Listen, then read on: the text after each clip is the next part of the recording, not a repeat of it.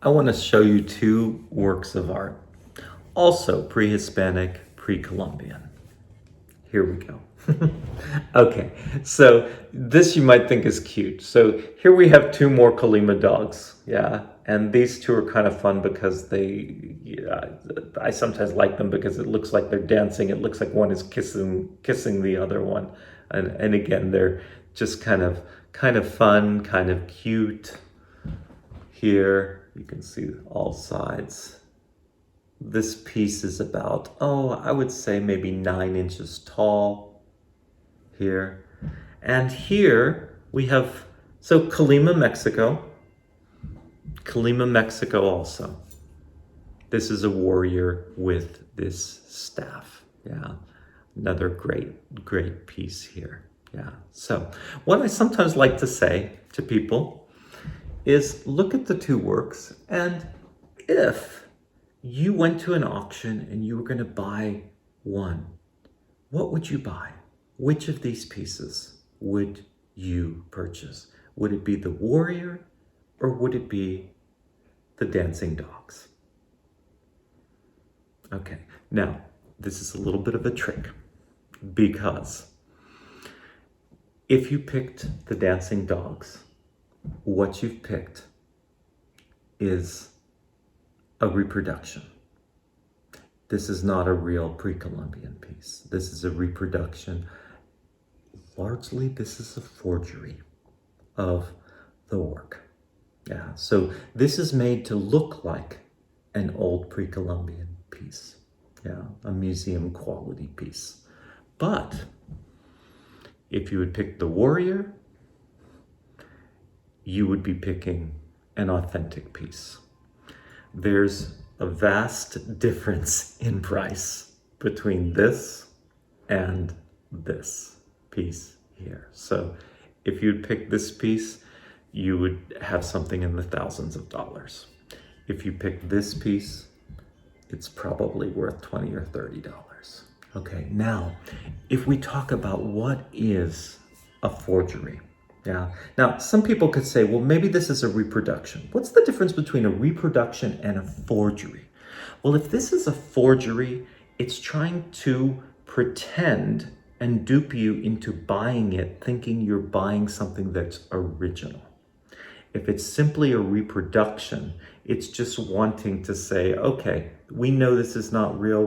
I'm telling you this is not real, but it's meant to look kind of like the real thing, so you can appreciate it like it was the real object. Now, I like to sometimes show this in a class because if you listen closely to this, like you can ask me, how do I know? And I knew, when I saw this, I actually bought this someplace and the person told me it's a real one, and you can have it for $20, $30. I think maybe it was $30. I actually knew it wasn't a real one. I actually wanted it for that money because it was like, well, that's a pretty good forgery of that. And I actually wanted it for class so that I could show people the difference of it. Now you can ask, how do I know? Well, there's several reasons that I know, and one is that I've seen some dogs, but I've never seen dogs this kind of cute in this kind of arrangement. Yeah, that's one thing. If you look closely at the lines on the face, you can kind of tell that although this is made to look old, I even think this piece was probably burned. It was probably buried for a while to make it look like it's old.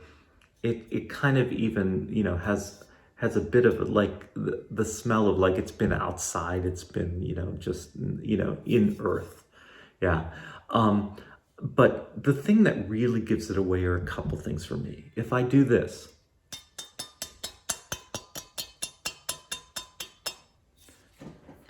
that's very different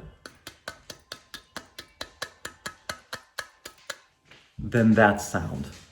So you can see that the clay itself is a very different clay that was used. The sound that the clay makes is very different. also, if you look close at this object, I don't know that you can see it really in this video, but I can tell that the marks on this are paint. Now, when this clay was originally made here, you can see when you come close, these darker pigments are magnesium deposits. So in time, some of that magnesium comes to the surface and creates these darker marks, these little spots that happen on the pre-Columbian piece. See, there on his back, that's a great example of those. So that when we see that, I can tell, oh, that's authentic because it's got those magnesium deposits the way that happened. And here, when I come close, I really only see that. I can tell that those aren't the real deposits, but it's someone splattered it with paint to make it look like it. Yeah. So there are these differences between which is the real one and which is not the real one.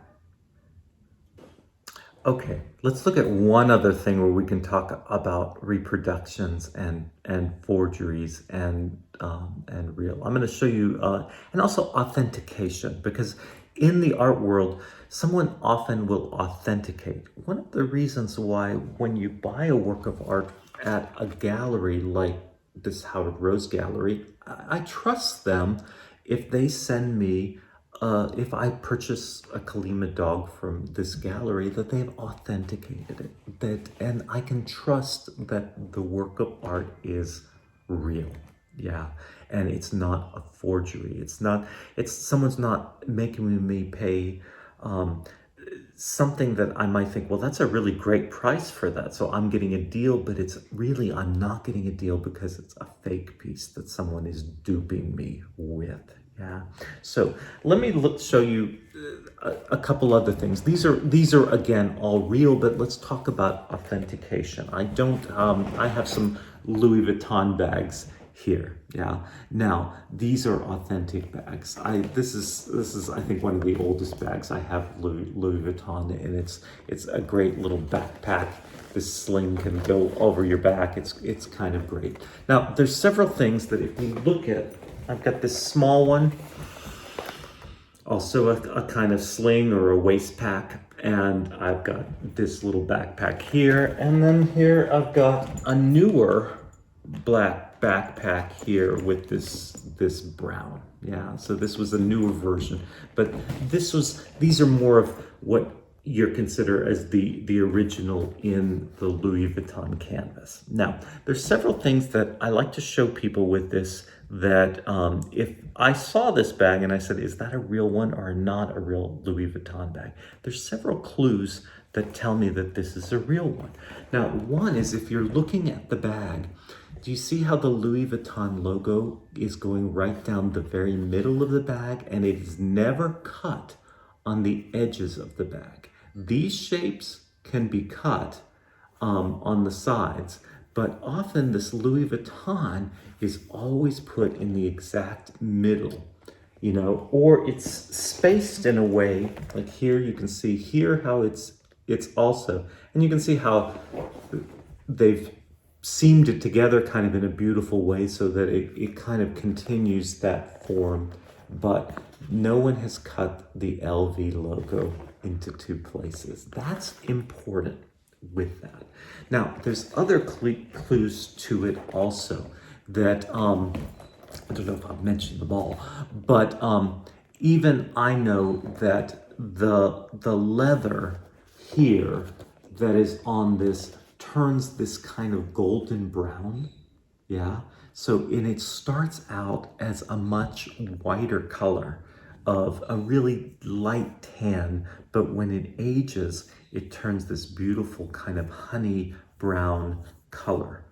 And I can sometimes tell if I see a Louis Vuitton bag where the leather has turned a different color, it's like, oh, that's not a real one there. So there are certain of those kinds of characteristics. And then I also know the hardware on the bag, this has this kind of gold color, but it's not too shiny gold. If you see one that's really shiny, sometimes that's not the real one there as well. And then one other thing, or a couple other things, if we look on the inside of the bag, this is also not a shiny fabric, but this fabric has a great feel to it, and there's a kind of this kind of cotton canvas that it has.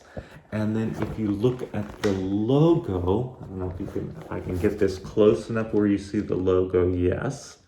When you look at the logo is usually stitched there, and it says Louis Vuitton. You'll see that this one says Paris, it says made in France.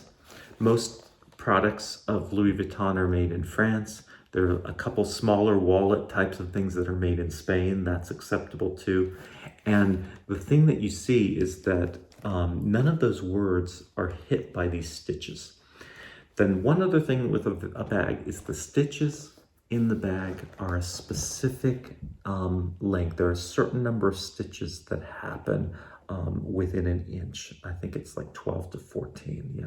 But you can usually tell it, and they're all absolutely even and kind of impeccably done.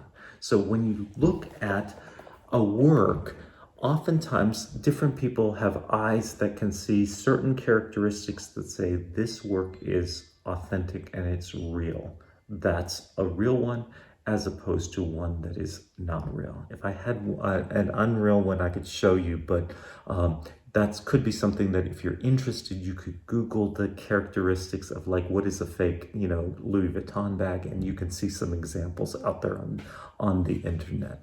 And some people will even buy things at different places that will authenticate them. The store always authenticates, so most of the time when you buy a bag and you're at the store, you can be assured that it's a real one. Then also inside there's a tag. I'm not going to dig in the bag, but there's a tag with also has the codes in it, and you can understand the codes and know exactly when the bag was made and where it was made also. So what factory? That's on that little tag in that code also. So those are ways of just kind of knowing that your piece is authentic. Now, just to finish up with this idea of reproductions and forgeries, we don't deal with that in dance so much. Yeah, but sometimes we will deal with things like we will reconstruct a piece. We'll reconstruct a piece later, and we'll say, well, it's like the original one, but maybe we've changed some things. Different choreographers will change a certain amount of a piece as they redevelop the piece and as it goes through time. Yeah, but some people could say, well, maybe when we're reconstructing a piece, it's kind of a reproduction of the original piece. But oftentimes in the dance world, we think if it gets close enough yes, that's an authentic early floating. That captures the spirit of that dance. That's still Eric Hawkins' dance, even though he's no longer with us and somebody else has set the work. We don't think of it.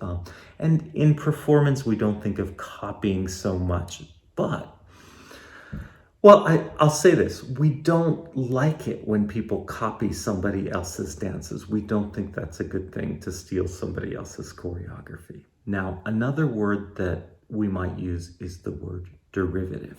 Now, if someone says that your work is derivative, that means it's like somebody else's work. Yeah. Now, sometimes derivative is used as a kind of negative term, because if someone said, to me that my choreography was derivative of Hawkins, basically what they would saying it's not as good as his, but it's like his. So it's derivative of that. Now, I often don't think that's a bad thing, because a lot of choreographers get inspired by other artists and work. And in my own personal case, having studied Hawkins a lot, it's hard to get Hawkins out of my blood, to do something that's not Hawkins-like. Most of that work is inspired by that body of work of his.